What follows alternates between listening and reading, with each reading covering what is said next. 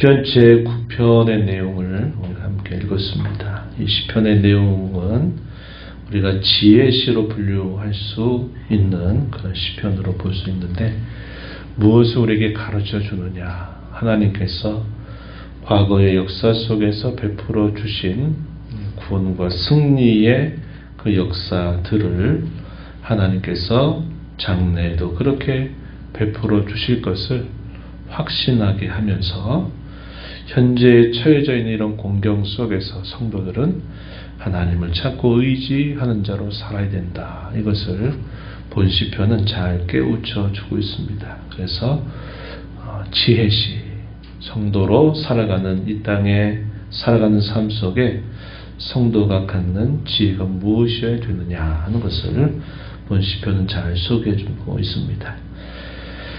이 땅에서 간헐적으로 처해져 있는 위기 상황들 속에서, 혹은 대적자들의 공격을 맞닥뜨린 상황 속에서 하나님이 간헐적으로 자기 백성들에게 구원과 승리를 베풀어 주셨던 그 일들은 하나님께서 장차 궁극적으로 완전하게 베풀어 주실 그 구원과 승리를 우리에게 예표해 주고, 그래서 우리가 오늘을 살아가는 삶 속에서도 하나님이 구원을 베푸시고 승리의 손길로 우리의 삶을 인도해 주신다는 것을 기억하고, 우리가 어떤 공경과 시련 속에서도 하나님의 편에 서야 된다.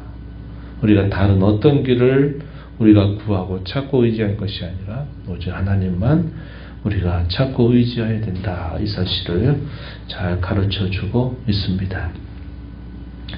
오늘 우리가 읽은 이 말씀의 내용을 이렇게 몇 가지로 한번 정리해 볼 수 있겠는데, 먼저 이 다윗이 먼저 촉구하는 것은 하나님 앞에 그가 감사하고 또 선포하고 기쁨과 즐거움으로 여호와를 노래하는 것으로 이 시편을 시작하고 있다 하는 겁니다.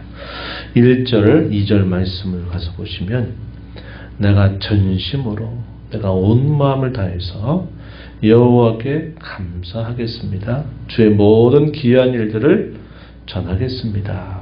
이렇게 다짐합니다. 또 2절에 보면, 내가 주를 기뻐하고 즐거워하며 지존하신 주의 이름을 찬송하겠습니다. 라고 이렇게 말합니다. 감사하겠습니다. 내가 주의 모든 귀한 일들을 전하겠고 기뻐하고 즐거워하면서 지존하신 주의 이름을 찬송하겠습니다. 이렇게 시작합니다. 그 이유가 무엇인가 하니까, 하나님께서 지나간 과거의 삶 속에 많은 위기 상황들 속에서 하나님이 구원의 손길로 승리를 거두게 해주셨다 하는 것입니다. 그 내용들이 이어지는 말씀에서 소개됩니다. 3절에 보면, 내 원수들이 물러갈 때 주 앞에서 넘어져 망함이니이다. 또 4절에 나의 의와 송사를 변호하셨고 보좌에 앉으셔서 의롭게 심판하셨습니다. 5절에 이방 나라들을 책망하시고 악인을 멸하시고 그들의 이름을 영원히 지워 버리셨습니다. 6절에 원수가 끊어져 영원히 멸망하였습니다. 주께서 무너뜨린 성읍들을 기억할 수 없을 정도입니다. 이렇게 말했습니다. 다윗이 왕국을 세우고 그 왕국이 주변 나라들의 침략을 받게 되는 경우뿐만 아니라 주변 나라들과 전쟁을 벌이게 되는 즉시 하나님이 이 다윗과 함께 하셔서 계속적인 승리를 거두게 하신 것입니다. 그래서 주께서 자신을 통해서 무너뜨린 성읍들을 기억할 수 없을 정도로 많다고 이렇게 말합니다. 하나님이 자신뿐만 아니라 그가 다스리는 그 나라를 견고하게 하셨으며 구원과 승리로 함께 하신 것으로 인해서 내가 여호와께 전심으로 마음을 다해서 감사하겠습니다. 주께서 행하신 이 놀라운 구원과 승리의 일들을 제가 전하겠습니다. 기뻐하고 즐거워하겠고 주의 이름을 찬송하겠습니다. 이렇게 그 이유를 분명하게 말해 주고 있습니다. 또 15절 한번 가서 보시면은 또 이렇게 표현되어 있어요.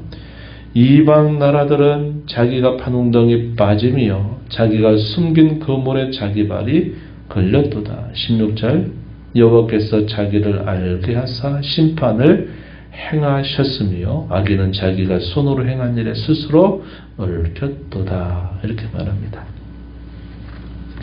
이 구약 성경에서 이렇게 표현하고 있는 이 말이 갖고 있는 시제는 크게 두 가지 정도로 나눠지는데, 하나는 뭐냐면 이미 완료가 된 그런 표현을 사용하고 있는 경우와, 또 하나는 아직 완료되지 않는 상태, 계속 진행 중에 있는 상태를 나타내는 그런 의미를 전달해 줘요. 그래서 오늘 우리가 읽은 이 말씀 중에서 4절, 5절, 6절 이 표현이나 금방 읽었던 15절, 16절에 있는 내용들은 완료가 되어 있는 상태를 말합니다. 이 말은 이미 이루어진 사실을 표현하고 있는 거죠. 그게 어떤 내용입니까? 하나님을 대적하고 다윗이 다스리는 그 나라에 대해서 반대하는 모든 원수들과 그 대적들을 하나님께서 다 심판하셨다. 완료가 되어버린 상태다. 이것을 표현합니다. 과거에 지나온 삶을 돌아보니까 하나님께서 구원해 주시고 승리케 하셨던 일들이 이러이러한 일들이다 라고 그가 말해주고 있다는 것입니다. 그가 이렇게 하나님께서 이러한 승리를 주신 이유가 뭐냐 할 때 7절부터 12절에 있는 내용에 보면 하나님의 보호자가 이런 공의로 심판하시는 보호자이기 때문에 그러하다 하는 사실을 가르쳐주고 있습니다. 7절 한번 가서 보세요. 여호와께서 영원히 앉으셨으며 어디에? 심판을 위하여 보호자를 준비하셨다. 심판의 보호자 위에 영원히 앉으신 하나님, 이렇게 표현합니다. 8절에 공의로 세계를 심판하시며 정직으로 만민에게 판결을 내리시리로다. 이렇게 표현했습니다. 이 7절, 8절은 하나님께서 영원히 그의 심판의 보호자에서 그의 공의를 따라서 심판하시기 때문에 하나님이 결국은 이 다윗과 그의 나라에 큰 승리를 계속 안겨다 주셨다 하는 사실을 말해주고 있습니다. 그 심판의 보호자는 두 가지 성격을 가지고 있는데, 하나는 어떤 성격이냐? 9절에 보면 압제를 당하는 자에게는 요새가 되시고 환난 때에는 요새가 되신다. 10절에 주의 이름을 아는 자는 주님을 의지하오르니 이는 주를 찾는 자들을 버리지 아니하심이니이다. 주님을 찾는 자들을 버리지 아니하시는 하나님, 이렇게 표현했습니다. 반면에 12절 가서 보면 피 흘림을 신문하신 이가 그들을 기억하시며 표현했습니다. 피 흘림을 신문하신 이가 그들을 기억했다. 이 말은 그들의 악에 대하여 하나님은 심판을 행하시는 분이다 하는 사실을 표현해주고 있는 겁니다. 그래서 이런 하나님, 한편으로는 가난한 자에게 혹은 압제당하는 자에게 주님을 찾는 자들에게는 은혜를 베풀어 주시는 하나님이시지만 피 흘림에 관하여서는 신문하시는 하나님이시다. 그러한 하나님의 심판의 보좌가 영원히 서 있기 때문에 하나님이 자기 백성들에게 이 구원과 승리를 안겨다 주셨다. 이렇게 표현을 하는 것입니다. 이것이 변치 않는 그런 이유가 된다라는 사실을 말해주고 있어요. 그러면서 또 하나님께서 행해 주실 일들에 대한 이 다윗의 확신이 또 표현되고 있는 내용을 보는데, 우리가 읽은 말씀 가운데서 이 17절, 18절의 내용입니다. 한번 가서 보세요. 악인들이 수월로 돌아가며 하나님을 잊어버린 모든 이방 나라들이 그리하리로다. 궁핍한 자가 항상 잊어버림을 당하지 아니하며 가난한 자들이 영원히 실망하지 아니하리로다. 하나님의 심판의 보좌가 영원히 견고하게 서 있어서 하나님은 계속적으로 과거뿐만 아니라 앞으로도 악인들에 관하여서는 심판할 것이고, 하나님이 잊어버린 모든 나라들을 하나님이 수월로 돌아가게 하실 것이다. 그러나 가난한 자들, 궁핍한 자들에 대해서는 하나님이 잊어버림을 당하지 않게 하시고 실망하지 않도록 하나님이 해주실 것이다. 이런 확신이 표현됩니다.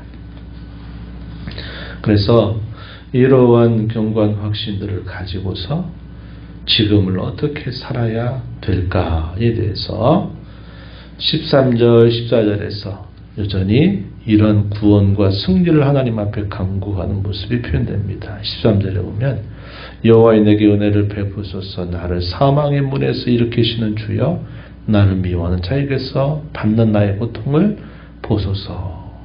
또 14절에 그리하시면 내가 주의 찬송을 다 전할 것이요 딸 시온의 문에서 주의 구원을 기뻐할 것입니다. 이렇게 표현했습니다. 또 19절 20절 마지막 두 절도 보면 이렇게 표현했어요. 여호와여 일어나사 인생으로 승리를 얻지 못하게 하시며 이방 나라들이 주 앞에서 심판을 받게 하소서. 여호와여 그들을 두렵게 하시고 이방 나라들이 자기는 인생일 뿐인 줄 알게 하소서. 현재적인 간구입니다. 여전히 하나님이 공경에 처할 때마다 하나님께서 이 구원의 손길로 승리를 거두게 해달라라고 기도하는 내용들이 소개되고 있습니다. 그래서 오늘 이번 시편의 내용들은 하나님의 심판의 보좌가 영원히 견고하게 서 있어서 악인들에게는 하나님이 그들의 죄를 따라 심판을 베푸시지만 하나님을 찾고 그를 피난처로 삼아서 구하는 모든 자들에게는 하나님께서 이 구원과 승리를 안겨다 주신다. 이러한 변치 않는 사실이 지나간 삶을 돌아보니까 하나님이 이러한 구원의 손길을 베풀어 주셨다는 것을 기억하면서 감사하고 찬송하고 주의 이름을 전하겠다고 다짐하고 또 앞으로도 하나님께서 그렇게 행해 주실 것을 확신하면서 오늘의 공경 속에서 또 여전히 하나님의 구원과 승리를 간구하는 그런 모습이 본 시편에 잘 표현되고 있습니다. 그래서 오늘 우리가 이 시편의 내용들을 통해서 지나간 삶 속에서 우리를 구원하시고 승리하게 하신 하나님께서는 지금도 우리에게 이런 구원과 승리를 베풀어 주실 줄을 우리가 분명히 믿고 우리가 어떤 공경에 처하게 될 때마다 우리는 우리 유일한 피난처가 되신 하나님 앞에 나와서 구하는 삶을 살아가야 되겠다 하는 것입니다. 그러한 하나님 편에서 내가 살아가는 삶이 어떤 삶일까? 그것이 오늘 본문에 간간히 표현되어 있어요. 신앙 때문에 압제를 당하는 자, 또 주의 이름을 알고 주님을 찾는 자, 주님 앞에서 가난하고 겸비한 자, 또 주님의 은혜를 목말라 하는 자, 이러한 자들로 살아가는 것이 우리가 하나님 편에 살아가는 삶이다. 이것을 배우게 됩니다. 이런 교훈들을 마음에 새기면서 늘 하나님을 찾고 하나님의 은혜를 목말라 하고 하나님의 손길을 구하며 살아가는 저와 여러분이 되어서 하나님이 우리에게 여전히 베풀어 주시는 이 구원과 승리의 삶을 늘 살아가는 저와 여러분이 되기를 바랍니다. 하나님 아버지 감사합니다. 복된 주일 새벽 또 저희들을 깨워주셔서 오늘도 새날을 주시며 거룩한 안식을 주신 이 새벽 하나님을 찬양하며 경배하며 주의 말씀에 귀를 기울여 듣게 하심을 감사합니다. 하나님께서 영원히 심판의 보좌에 앉으셔서 모든 악인들에 대하여서는 하나님이 공의로운 심판을 행하실 뿐만 아니라 하나님을 찾고 의지하는 자들에게는 하나님께서 그들의 보호자가 되시고 구원과 승리를 베풀어 주신다는 사실들을 깨우쳐 줍니다.